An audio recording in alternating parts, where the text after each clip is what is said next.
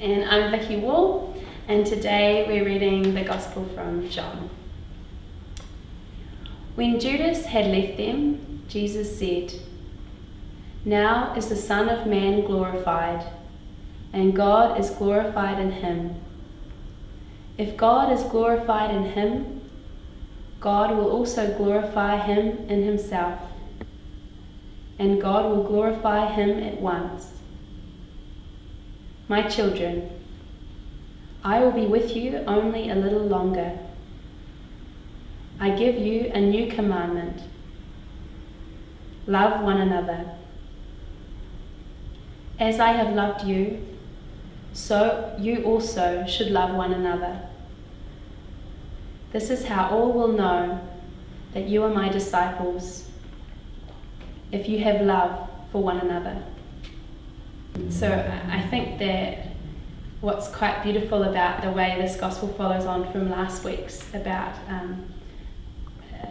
Jesus is saying he is his sheep hear his voice, so us, we hear his voice, and he sort of puts us, really as possessive, like we belong to him, his sheep, and then he gives us something that we have to do, like a mission, but a way to belong to him as well, and a way to respond to his love, and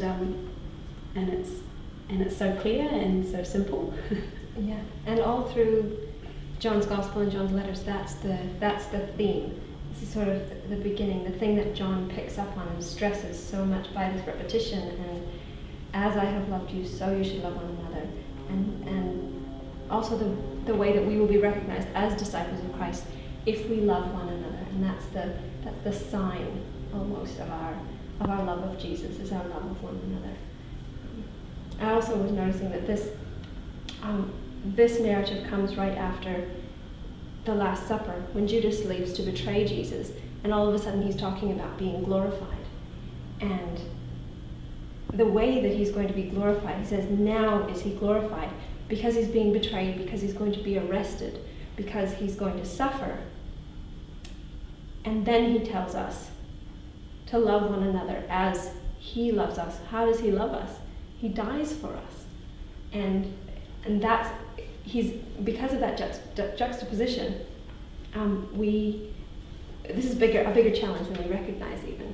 Mm-hmm. It's not just be there and work miracles. It's suffer and die for one another as well. And think about how confusing, these words would have been for the disciples of Jesus the days following him saying this, and it's quite timely for us too, just after Easter, to be thinking about that and the mystery of the cross, as you say, the suffering that leads to this glory of God and being glorified, Jesus being glorified in that way, and what that means for the way that we love one another. The suffering can lead to love as well, and sometimes suffering is love. And usually not crucifixion, but little sacrifices and little sufferings often. Yeah.